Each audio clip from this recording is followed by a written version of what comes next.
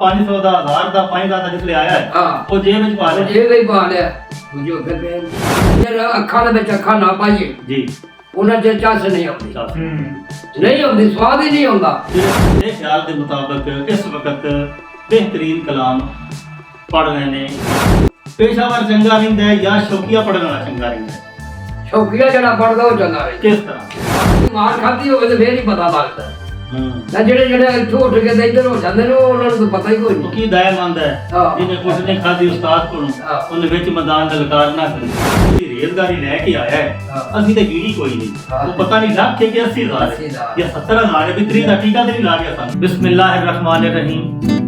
ਅੱਜ ਅਸੀਂ ਮੌਜੂਦ ਹਾਂ ਕੋਲਪੁਰੀਆਂ ਦੇ ਡੇਰੇ ਨਜ਼ਦ ਨੂਰਾ ਮੰਡਿਆਲਾ ਤੇ ਮੇਰੇ ਨਾਲ ਮੇਰੇ ਬਜ਼ੁਰਗ ਬੈਠੇ ਨੇ ਚੌਧਰੀ ਮੁਹੰਮਦ ਹੁਸੈਨ ਬੜੈਚ ਕੋਲਪੁਰੀਆ। ਇਹਨਾਂ ਨੂੰ ਇਹ ਲੋਕ ਮੌਸੀਕੀ ਨਾਲ ਇਸ਼ਕ ਹੈ ਤੇ ਆਪ ਵੀ ਗਾਉਂਦੇ ਨੇ ਲੇਕਿਨ ਪੇਸ਼ਾਵਰ ਨਹੀਂ ਗਾਉਂਦੇ, ਸ਼ੌਕੀਆ ਗਾਉਂਦੇ ਨੇ ਜਿਹਨੂੰ ਕਹਿੰਦੇ ਨੇ ਪ੍ਰੇਮ ਲੈਣ ਵਾਸਤੇ ਗਾਉਂਦੇ ਨੇ। ਬਾਬਾ ਜੀ ਸਾਨੂੰ ਤੁਸੀਂ ਇਹ ਦੱਸੋ ਕਿ ਬੜੇ ਬੜੇ ਗੁਲੂਕਾਰ ਹੋ ਚੁੱਕੇ ਨੇ ਤੁਹਾਡੇ ਇਸ ਇਲਾਕੇ ਜਾਂ ਬੜੇ ਪੰਜਾਬ ਦੀ ਗੱਲ ਕਰੀਏ ਨਾ ਤੇ ਆਲਮ ਲੋਹਾਰ ਬੜਾ ਵੱਡਾ ਨਾਂ ਹੈ, ਅਨਾਇਤ ਹੁਸੈਨ ਭੱਟੀ ਬੜਾ ਵੱਡਾ ਨਾਂ ਹੈ, ਅਨਾਇਤ ਕੋਟੀਆ ਕੁਮਾਰ ਹੈ, ਉਹ ਵੀ ਇਸੇ ਇਲਾਕੇ ਦਾ ਗਿਣਿਆ ਜਾਂਦਾ ਹੈ। ਗਾਉਣ ਵਾਸਤੇ ਕੀ ਚੀਜ਼ਾਂ ਜ਼ਰੂਰੀ ਨੇ?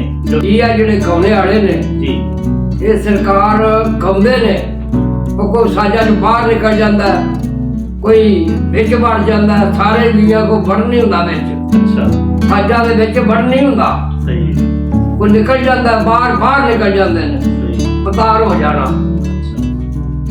ਜਾਣਾ ਸਾਰਿਆਂ ਜੀਆਂ ਦੇ ਜਾਂਚ ਹੀ ਨਹੀਂ ਆਉਂਦੀ। ਕੋਈ ਦੁਨੀਆ ਢੰਗ ਬਣਾਏ ਨੇ ਠੀਕ ਖੱਟੀਆਂ ਤੇ ਖੱਟਦੇ ਨੇ। ਤੁਸੀਂ ਕਹਿ ਰਹੇ ਹੋ ਕਿ ਕਈ ਐਸੇ ਲੋਕ ਨੇ ਕਿ ਉਹ ਸਾਜ਼ਾਂ ਤੋਂ ਬਾਹਰ ਹੋ ਜਾਂਦੇ ਨੇ। ਜੋ ਮੈਂ ਸਮਝਿਆ ਨਾ ਉਹਦਾ ਮਤਲਬ ਇਹ ਹੈ ਕਿ ਸਾਜ਼ ਜਦੋਂ ਵੱਜਦੇ ਨੇ ਜ਼ਾਰੇ ਪਹਿਲੇ ਸਾਜ਼ ਵੱਜਦੇ ਨੇ ਫਿਰ ਜਿਹੜਾ ਗਾਉਣ ਵਾਲਾ ਹੈ ਉਹਦੇ ਵਿੱਚ ਆਪਣੀ ਆਵਾਜ਼ ਉਹਨਾਂ ਸਾਜ਼ਾਂ ਦੇ ਮੁਤਾਬਕ ਢਾਲਦਾ ਹੈ। ਠੀਕ ਹੈ ਉਹ ਹੋਇਆ ਗਵਈਆ ਹੋਇਆ ਤੇ ਜਿਹੜਾ ਨਹੀਂ ਢਾਲ ਸਕਦਾ ਉਹ ਗਵਈਆ ਨਹੀਂ ਤੁਹਾਡੇ ਖਿਆਲ ਦੇ ਮੁਤਾਬਕ ਉਹ ਕਿਉਂ ਨਹੀਂ ਢਾਲ ਸਕਦਾ? ਉਹ ਜਾਂਚ ਨਹੀਂ ਨਾ ਹੁੰਦੀ ਯਾਨੀ ਕਿ ਉਹ ਕਿਸੇ ਉਸਤਾਦ ਦੀ ਉਹਨੇ ਮਾਰ ਨਹੀਂ ਖਾਦੀ ਹੁੰਦੀ। ਅਗਰ ਉਸਤਾਦ ਦਾ ਚੰਡਿਆ ਹੋਵੇ ਬੰਦਾ ਫਿਰ ਉਸਤਾਦ ਨੇ ਦੱਸਿਆ ਹੋਏਗਾ। ਜਿਹੜਾ ਚਿਰ ਅੱਖਾਂ ਦੇ ਵਿੱਚ ਅੱਖਾਂ ਨਾ ਪਾਈਏ ਜੀ ਉਹਨਾਂ ਚਿਰ ਚੱਸ ਨਹੀਂ ਆਉਂਦੀ ਨਹੀਂ ਆਉਂਦੀ ਸਵਾਦ ਹੀ ਨਹੀਂ ਆਉਂਦਾ। ਯਾਨੀ ਅਗਰ ਅੱਖਾਂ ਮੀਟ ਚੜੀਏ ਜੀ ਉਹਨੂੰ ਕੀ ਪਤਾ ਲੱਗਦਾ ਅੱਗੇ ਕੀ ਹੈ ਕਿ ਨਹੀਂ। ਯਾਨੀ ਇੱਕ ਗੁਲੂਕਾਰ ਹੈ ਉਹ ਜਦੋਂ ਗਾਉਣਾ ਸ਼ੁਰੂ ਕਰਦਾ ਹੈ ਜੀ ਜੇ ਉਹ ਗਾ ਰਿਹਾ ਕਦੀ ਉੱਤੋਂ ਵੇਖਣਾ ਸ਼ੁਰੂ ਕਰ ਦੇਵੇ ਕਦੀ ਅੱਖਾਂ ਬੰਦ ਕਰ ਲਵੇ ਕਦੀ ਥੱਲੇ ਮੂੰਹ ਕਰ ਲਵੇ ਉਹਨੂੰ ਤੁਸੀਂ ਗਾਉਣ ਵਾਲਾ ਨਹੀਂ ਮੰਨਦੇ। ਅਸੀਂ ਨਹੀਂ ਉਹਨੂੰ ਗਾਉਣ ਵਾਲਾ ਉਹ ਹੀ ਹੈ ਜਿਹੜਾ ਜਦੋਂ ਗਾ ਰਿਹਾ ਵੇ ਜਿਹੜੇ ਸਾਹਮਣੇ ਬੈਠੇ ਨੇ ਸੁਣਨ ਵਾਸਤੇ ਉਹਨਾਂ ਦੀਆਂ ਅੱਖਾਂ ਦੇ ਵਿੱਚ ਅੱਖਾਂ ਪਾ ਕੇ ਗੱਲ ਕਰੇ ਤਾਂ ਕਿ ਉਹਨੂੰ ਪਤਾ ਲੱਗ ਜਾਏ ਕਿ ਅਗਲੇ ਬੰਦੇ ਸੁਣਨ ਵਾਲੇ ਤੇ ਮੈਨੂੰ ਵੇਖਣ ਵਾਲੇ ਖੁਸ਼ ਤੇ ਹੁੰਦੇ ਨੇ ਜਾਂ ਮੇਰੇ ਤੋਂ ਆਵਾਜ਼ ਆ ਰਹੀ ਉਹ ਤਾਂ ਹੀ ਪਤਾ ਲੱਗ ਸਕਦਾ ਹੈ ਜਦੋਂ ਅੱਖਾਂ ਪਾਵੇ। ਕਲਾਮ ਉਹ ਹੀ ਪੜ੍ਹਦੇ ਨੇ 100 ਸਾਲ ਵੀ ਪੇ ਗਾਉਣ ਨਾ ਉਹ ਕਲਾਮ ਉੱਕੋ ਹੀ ਹੈ ਜੀ ਉਹਨੂੰ ਬਣਾਉਂਦੇ ਨਹੀਂ। ਅੱਛਾ 21 ਦਰਦ ਵਿੱਚ ਹੀ ਆਖੜਾ 21 ਦਰਦ ਵਿੱਚ ਅੱਛਾ ਤੇ ਅੱਜ ਇਹ ਸਿਕਰ ਅਸਲੀ ਪਿੰਡੀ ਵਾਲਾ ਅੱਛਾ ਉਹ 1 ਰੁਪਏ ਜਿਹੜੇ 7 ਦਰਦਾਂ ਵਿੱਚ ਪੜ ਜਾਂਦਾ ਹੈ। ਅੱਛਾ 7 ਦਰਦਾਂ ਵਿੱਚ 1 ਰੁਪਏ ਪੜ ਜਾਂਦਾ ਹੈ। ਅੱਛਾ ਹੁਣ ਮੇਰਾ ਜਿਹੜਾ ਮੈਂ ਸਮਝਿਆ ਨਾ ਬਾਬਾ ਜੀ ਮੁਹੰਮਦ ਸੈਨ ਜੀ ਤੁਸੀਂ ਇਹ ਕਹਿ ਰਹੇ ਹੋ ਕਿ ਬੇਸ਼ੱਕ ਬੰਦਾ ਸਾਜ਼ਾਂ ਦੇ ਵਿੱਚ ਵੀ ਰਹਿੰਦਾ ਹੋਵੇ ਠੀਕ ਹੈ ਲੇਕਿਨ ਅਗਰ ਉਹਨੂੰ ਇੱਕ ਪ੍ਰੋਗਰਾਮ ਤੇ ਤੁਸੀਂ ਸੱਦੇ ਹੋ ਉਹ ਤੁਹਾਨੂੰ ਕੋਈ ਕਲਾਮ ਸੁਣਾਉਂਦਾ ਹੈ ਅਗਰ ਉਹਨੂੰ ਤੁਸੀਂ ਬਾਅਦ ਵਿੱਚ ਕਿਸੇ ਹੋਰ ਪ੍ਰੋਗਰਾਮ ਤੇ ਸੁਣਦੇ ਹੋ ਤੇ ਉਹ ਰਟਾਈਆਂ ਉਹ ਸੁਣਾ ਦਿੰਦਾ ਹੈ। ਅਗਰ ਉਹ 40 ਸਾਲ ਪਹਿਲੇ ਵੀ ਜੋ ਉਹ ਪੜ੍ਹਦਾ ਸੀ 40 ਸਾਲ ਬਾਅਦ ਵੀ ਤੁਸੀਂ ਉਸੇ ਸੁਣੋਗੇ ਤੇ ਇੰਜ ਲੱਗੇਗਾ ਜਿਵੇਂ 40 ਸਾਲ ਪਹਿਲੇ ਵਾਲੇ ਪੜ੍ਹਦਾ ਪਿਆ। ਯਾਨੀ ਉਹਨਾਂ ਕੋਲ ਕਲਾਮ ਜ਼ਿਆਦਾ ਉਹਨਾਂ ਨੂੰ ਯਾਦ ਨਹੀਂ ਯਾਨੀ ਗਾਉਣ ਵਾਲੇ ਕੋਲ ਤੁਹਾਡੇ ਖਿਆਲ ਦੇ ਮੁਤਾਬਕ ਤੁਸੀਂ ਇਹ ਕਹਿ ਰਹੇ ਹੋ ਕਿ ਅਗਰ 10 ਪ੍ਰੋਗਰਾਮਾਂ ਤੇ ਜਾਂਦਾ ਹੈ ਨਾ ਤੇ 10ਵੇਂ ਵਾਰੀ ਉਹਦੇ ਕੋਲ ਇੰਨਾ ਜ਼ਖੀਰਾ ਹੋਵੇ ਕਲਾਮ ਦਾ ਮੁਖਤਲਿਫ ਸ਼ਾਇਰਾਂ ਦਾ ਕਿ ਉਹ ਹਰ ਵਾਰੀ ਨਵਾਂ ਪੜੇ ਫਿਰ ਤੁਸੀਂ ਉਹਨੂੰ ਗੁਲੂਕਾਰ ਮੰਨਦੇ ਹੋ। ਜਿਹੜਾ ਬਹਿ ਜਾ ਕੇ ਉਹ ਰਬਾਈਆਂ ਪੜਦਾ ਹੈ ਉਹ ਕਲਾਮ ਪੜਦਾ ਹੈ ਉਹਨੂੰ ਅਸੀਂ ਨਹੀਂ ਮੰਨਦੇ। ਤੇ ਬਾਕੀ ਤੁਸੀਂ ਅੰਗ ਦੀ ਗੱਲ ਕੀਤੀ ਹਾਜੀ ਅਸਗਰ ਸਾਹਿਬ ਦੀ ਕਿ ਇੱਕ ਸ਼ੇਰ ਨੂੰ ਇੱਕ ਰਬਾਈ ਨੂੰ ਸੱਪਾਂ ਅੰਗਾਂ ਦੇ ਵਿੱਚ ਪੜ ਜਾਂਦਾ ਤੇ ਜਿਹੜਾ ਇੱਕ ਅੱਧੇ ਅੰਗ ਦੇ ਨੇ ਉਹਨੂੰ ਵੀ ਤੁਸੀਂ ਨਹੀਂ ਮੰਨਦੇ ਗੁਲੂਕਾਰ ਨਹੀਂ ਮੰਨਦੇ। ਹੁਣ ਸਾਨੂੰ ਇਹ ਦੱਸੋ ਜੀ ਕਿ ਇੱਕ ਹੁੰਦੇ ਨੇ ਪੇਸ਼ਾਵਰ ਗਾਉਣ ਵਾਲੇ ਜਾਂ ਇੱਕ ਹੁੰਦੇ ਨੇ ਸ਼ੌਕੀਆ ਗਾਉਣ ਵਾਲੇ, ਠੀਕ ਹੈ। ਹਾਂ ਅੱਛਾ, ਮੈਂ ਇੱਕ ਵੀਡੀਓ ਨਾ ਅਪਲੋਡ ਕੀਤੀ ਸੀ YouTube ਤੇ। ਜੀ ਜੀ ਉਹਦੇ ਵਿੱਚ ਬਹਾਵਲਪੁਰ ਤੋਂ ਨੇ ਅੱਛਾ ਕੋਈ ਇਮਰਾਨ ਸਾਹਿਬ, ਅੱਛਾ ਉਹਨਾਂ ਨੇ ਕਮੈਂਟ ਕੀਤਾ ਕਿ ਤੁਹਾਡੀ ਅਸੀਂ ਵੀਡੀਓ ਵੇਖੀ ਹੈ, ਬੜੀ ਮਾਲੂਮਾਤੀ ਹੈ। ਅੱਛਾ ਉਹਨਾਂ ਕਿਹਾ ਵੀ ਇੱਕ ਹੁੰਦਾ ਪੇਸ਼ਾਵਰ ਹਾਂ ਗਾਉਣ ਵਾਲਾ, ਜਾਂ ਇੱਕ ਹੁੰਦਾ ਸ਼ੌਕੀਆ ਗਾਉਣ ਵਾਲਾ। ਸ਼ੌਕੀਆ ਗਾਉਣ ਉਹਨਾਂ ਸਵਾਲ ਇਹ ਕੀਤਾ ਵੀ ਤੁਹਾਡੇ ਖਿਆਲ ਦੇ ਮੁਤਾਬਕ ਪੇਸ਼ਾਵਰ ਚੰਗਾ ਰਹਿੰਦਾ ਹੈ ਜਾਂ ਸ਼ੌਕੀਆ ਪੜਨ ਵਾਲਾ ਚੰਗਾ ਰਹਿੰਦਾ ਹੈ?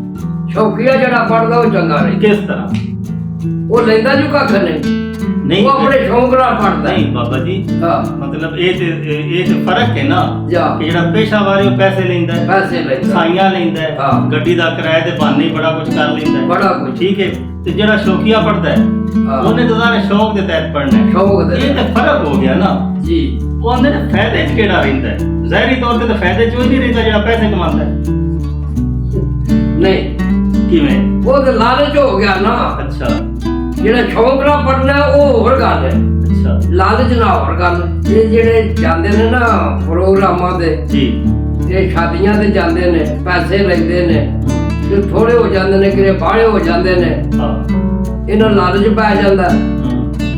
ਜਿਹਦੇ ਵਿੱਚ ਬੇਈਮਾਨੀ ਹੁੰਦੀ ਹੈ ਨਾ, ਬੇਈਮਾਨੀ ਹਰ ਰੰਗ ਦੀ ਹੁੰਦੀ ਹੈ। ਅੱਛਾ ਇਹ ਨਹੀਂ ਵੀ ਇੱਕ ਰੰਗ ਦੀ ਹੁੰਦੀ, ਹਰ ਰੰਗ ਦੀ ਬੇਈਮਾਨੀ ਹੁੰਦੀ ਹੈ। ਸਹੀ। ਸਾਈ ਲੈਂਦੇ ਨੇ, ਅਗਲੇ ਨੂੰ ਵਹਿਮ ਹੁੰਦਾ ਥੋੜੇ ਨੇ ਕਿੰਨੀ ਕੁ ਲਈ ਹੈ ਜਾਂ ਅੱਛਾ, ਕਿੰਨੀ ਇਹ ਕੁ ਮੈਂ ਨਹੀਂ। ਕਹਿ ਰਹੇ ਹੋ ਕਿ ਜਿਸ ਬੰਦੇ ਨਾਲ ਲੋਕੀ ਰਾਬਤਾ ਕਰਦੇ ਨੇ, ਜਾਂ। ਸਾਰੇ ਸੰਗਤ ਵੀ ਹੁੰਦੀ ਹੈ, ਗਾਉਣ ਵਾਲੇ ਵੀ ਹੁੰਦੇ ਨੇ, ਜਾਂ। ਸਾਜ਼ਾਂ ਵਾਲੇ ਵੀ ਹੁੰਦੇ ਨੇ, ਉਹ ਜਿਹਦੇ ਨਾਲ ਰਾਬਤਾ ਹੁੰਦਾ ਹੈ ਹਾਂ ਉਹਦੇ ਬਾਰੇ ਚ ਦੂਸਰੇ ਲੋਕ ਸ਼ੱਕ ਕਰਨ ਲੱਗ ਪੈਂਦੇ ਨੇ ਕਰ ਰਹੇ ਕਿ ਨੇ। ਪਤਾ ਨਹੀਂ ਬਾਹਰੋਂ ਬਾਹਰ ਇਹਨੇ ਕਿੰਨੀ ਕੀ ਲਿਆ ਜਾਨਾ ਸਾਈ ਲੈ ਲੈ ਲਿਆ। ਠੀਕ ਹੈ, ਤੇ ਸਾਨੂੰ ਨਹੀਂ ਦੱਸਿਆ। ਜਾਂ ਠੀਕ ਹੋ ਗਿਆ। ਇਹ ਵੀ ਪੇਸ਼ਾਵਰਾਂ ਨੂੰ ਇੱਕ ਪਰੇਸ਼ਾਨੀ ਬਣੀ ਜਾਂ ਰਹਿੰਦੀ ਹੈ, ਪਰੇਸ਼ਾਨੀ ਉਲਝਣ ਬੜੀ ਰਹਿੰਦੀ ਹੈ। ਹਾਂ। ਅੱਛਾ ਜਿਹੜੇ ਮੇਰੇ ਸ਼ਾਦੀ ਸ਼ੁੱਦੀ ਹੋਵੇ ਨਾ ਜੀ ਤੇ ਫੇਰ ਜਾਂਦੇ ਨੇ ਭੱਜ ਕੇ।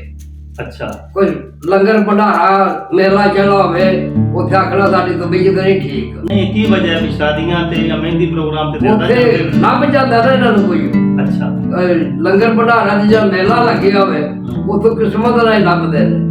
ਅੱਛਾ, ਹਾਂ ਯਾਨੀ ਉਹਨਾਂ ਦੀ ਤਰਜੀਹ ਇਹ ਹੁੰਦੀ ਹੈ ਹਾਂ ਕਿ ਉੱਥੇ ਜਾਓ ਜਾਂ ਜਿੱਥੇ ਕੋਈ ਲੱਭੇ। ਕੋਈ ਲੱਭੇ। ਹਾਂ ਤੇ ਅਗਰ ਮਤਲਬ ਕੋਈ ਉਰਸ ਮੇਲਾ ਹੋਵੇ ਜਾਂ ਕੋਈ ਯਾਰ ਬੇਲੀ ਆਖੇ ਕਿ ਯਾਰ ਅੱਜ ਰੌਣਕ ਕਰਨੀ ਹੈ ਤੇ ਆ ਜਾਏ ਜੇ ਸਾਡੇ ਵਾਸਤੇ, ਹਾਂ, ਨਹੀਂ ਉਹ ਤੇ ਆਂਦੇ ਨੇ ਤਬੀਅਤ ਖਰਾਬ ਹੈ। ਤਬੀਅਤ ਖਰਾਬ ਹੋ ਗਈ, ਸਾਡੀ ਤਬੀਅਤ ਅੱਜ ਨਹੀਂ ਠੀਕ। ਅਗਰ ਮਹਿੰਦੀ ਫੰਕਸ਼ਨ ਹੋਵੇ ਜਾਂ। ਫਿਰ ਖਰਾਬ ਵੀ ਹੋਵੇ ਤੇ ਆਂਦੇ ਨੇ ਅਸੀਂ ਜਾਣਾ ਆ ਹੈ। ਜਾਣਾ ਜ਼ਰੂਰ ਹੈ। ਜਿਹੜੇ ਵੰਡਦੇ ਨੇ ਫੇਰ ਵੀ ਰੌਲਾ ਬੜਾ ਪੈਂਦਾ ਹੈ। ਉਹ ਕਿਸ ਦਾ?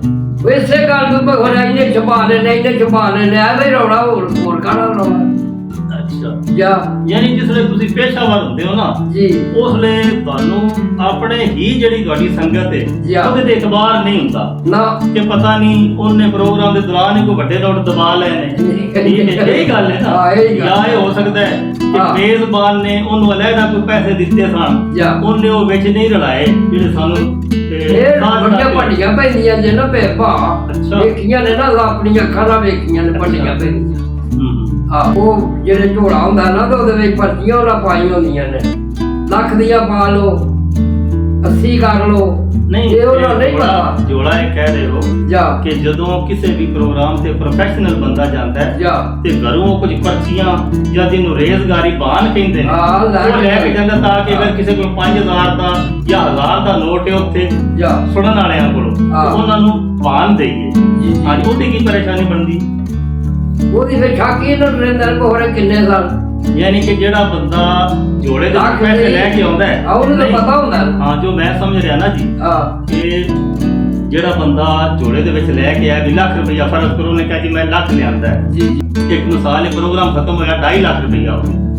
ਠੀਕ ਹੈ, ਹੁਣ ਜਿਹੜਾ ਬੰਦਾ ਲੱਖ ਲੈ ਕੇ ਆਇਆ ਘਰੋਂ, ਹਾਂ ਉਹ ਪਹਿਲੇ ਤੇ ਲੱਖ ਕੱਢਣਾ ਹੈ ਨਾ, ਉਹ ਤੇ ਘਰੋਂ ਲੈ ਕੇ ਜੀ, ਆਇਆ, ਉਹ ਬਾਕੀ 1.5 ਲੱਖ ਹੋਇਆ 1.5 ਲੱਖ। ਜਿਹੜਾ ਉਹਨਾਂ ਵੰਡਣਾ ਹੈ। ਵੰਡਣਾ। ਠੀਕ ਹੈ, ਯਾਨੀ ਕਿ ਜਿਹੜੇ ਦੂਸਰੇ ਬੰਦੇ ਨੇ ਉਹਨਾਂ ਨੂੰ ਜ਼ਿਹਨ ਵਿੱਚ ਇਹ ਹੁੰਦੀ ਹੈ ਕਿ ਜਿਹੜੀ ਰੇਜ਼ਗਾਰੀ ਲੈ ਕੇ ਆਇਆ ਹੈ, ਹਾਂ। ਅਸੀਂ ਤੇ ਗਿਣੀ ਕੋਈ ਨਹੀਂ, ਹਾਂ। ਉਹ ਪਤਾ ਨਹੀਂ ਲੱਖ ਹੈ ਕਿ 80,000 ਹੈ 80,000 ਜਾਂ 70,000 ਹੈ, ਵੀ 30 ਦਾ ਟੀਕਾ ਤੇ ਨਹੀਂ ਲਾ ਗਿਆ ਹਾਂ। ਸਾਨੂੰ। ਯਾਨੀ ਇਹ ਵੀ ਗਲਤਫਹਿਮੀ ਪੈਦਾ ਹੁੰਦੀ ਹੈ। ਗਲਤਫਹਿਮੀ ਇਹ ਤੁਸੀਂ ਵੇਖੀਆਂ ਨੇ ਗਲਤਫਹਿਮੀਆਂ, ਜੀ ਵੇਖੀਆਂ ਜੀ। ਮੁੜ ਲੜਾਈਆਂ ਬੜਾਈਆਂ ਹਾਂ ਰੋਸੇ। ਮੈਂ ਅੱਖੀ ਚ ਸਭ ਕੁਝ ਵੇਂਦਾ ਰਹਿਣਾ, ਜਾਂਦਾ ਜੀ ਨਾ ਨਾਲ ਉਹਨਾਂ ਦੇ। ਸਹੀ ਫਿਰ ਆਪਣੀਆਂ ਅੱਖਾਂ ਨਾਲ ਵੇਖਦੇ ਆ, ਲੜਦੇ ਵੀ ਵੇਖਦੇ ਆ, ਰੁਪਈਏ ਛੁਪਾਉਂਦੇ ਵੀ ਵੇਖਦੇ ਆ। ਸਹੀ।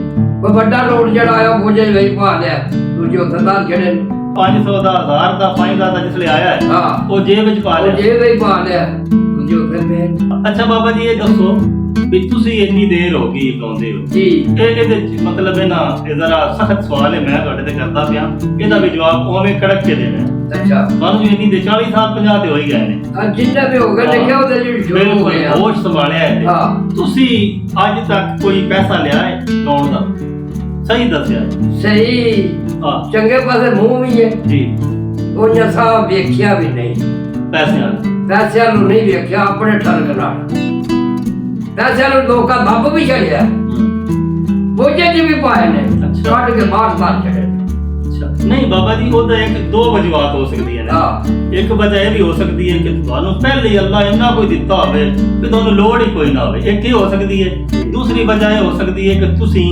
ਇਸ ਕਮਾਈ ਤੇ ਸਹੁੰ ਪਾਈ ਹੋਵੇ ਅੱਲਾ ਤੋਂ ਵਸਫਾ ਮਤਲਬ ਇਹ ਹਾਲਾਤ ਜੀ ਉਹਦੇ ਵੀ ਰਹੇ ਨੇ ਹਾਂ ਤੁਸੀਂ ਗਾਉਣ ਦੇ ਪੈਸੇ ਨਹੀਂ ਲੈ ਨਹੀਂ ਵੇ ਅੱਜ ਥੋੜੀ ਨਹੀਂ ਵੇ ਹਾਂ ਦਰਬਾਰ ਪੇ ਤੇ ਗਾਉਂਦੇ ਆ ਦਰਬਾਰ ਅੱਛਾ ਤੇ ਬੰਦਾ ਇੱਕ ਨਾਦ ਨਹੀਂ ਮੈਂ ਲੈਂਦਾ ਆਨੀ ਨਾ ਲੈਣਾ ਵੀ ਨਹੀਂ ਚਾਹੀਦਾ ਉਹਨੇ ਪਾਣੀ ਪਿਆ ਪੀਂਦਾ ਸੀ ਅੱਛਾ ਤੇ ਤੜੀਆਂ ਨਹੀਂ ਕੀਤੀ ਅੱਛਾ ਤੇ ਮੇਰੇ ਜਿਹੜੇ ਆਜੇ ਮੈਨੂੰ ਦਿਓ ਅੱਛਾ ਪਾਣੀ ਪਿਆ ਪੀਂਦਾ ਪਾਣੀ ਨਹੀਂ ਪੂਰਾ ਪੀਂਦਾ ਤਾਂ ਤੜੀ ਇੱਥੇ ਰੱਖੀ ਹੈ ਮੈਂ ਆਪਣੀਆਂ ਅੱਖਾਂ ਨਾਲ ਪਵੇਂਦਾ ਯਾਨੀ ਕਿ ਪੇਸ਼ਾਵਰ ਜਿਹੜੇ ਨੇ ਨਾ ਇਹ ਸ਼ਾਬਾਸ਼ ਉਹਨਾਂ ਨੂੰ ਪਾਣੀ ਪੀਣ ਦੀ ਵੀ ਹੋਸ਼ ਨਹੀਂ ਰਹਿੰਦੀ ਨਹੀਂ ਰਹਿੰਦੀ ਖਾਣਾ ਖਾਣ ਦੀ ਵੀ ਹੋਸ਼ ਨਹੀਂ ਰਹਿੰਦੀ ਉਹਨੂੰ ਸੌੜ ਹੁੰਦੀ ਹੈ ਬੰਡਣ ਬਾਬਾ ਨਾਲ ਰੁਪਈਆ ਇੰਨੇ ਕਰ ਮੁੱਕੇ ਤੁਹਾਨੂੰ ਜਿੱਲੇ ਤੁਸੀਂ ਗਾਵਿਆ ਗੰਦੇ ਸਾਪੇ ਅੱਛਾ ਨਾਲ ਅਹਿਮਦ ਯਾਰ ਸੀ ਪਿੰਡੀ ਵਾਲਾ ਅਹਿਮਦ ਯਾਰ ਪਿੰਡੀ ਅਸਨਾ ਮੈਨੂੰ ਨਾ ਕਹੀਆ ਤੁਸੀਂ ਵੀ ਲੈ ਲੋ ਵਿੱਚੋਂ ਛਾਉ ਰੱਖਿਆ ਨਾ ਕਹੀਆ ਤੇਰੀ ਗੱਲ ਪਰੋ ਵੱਡੇ ਨੋਟ ਤੁਸੀਂ ਲੈ ਲੋ ਤਾਂ ਦੂਜੇ ਲੈ ਜਾਂਦਾ ਜੀ ਮੈਂ ਕਹਾਂ ਤੋਂ ਮਸਤਫਾ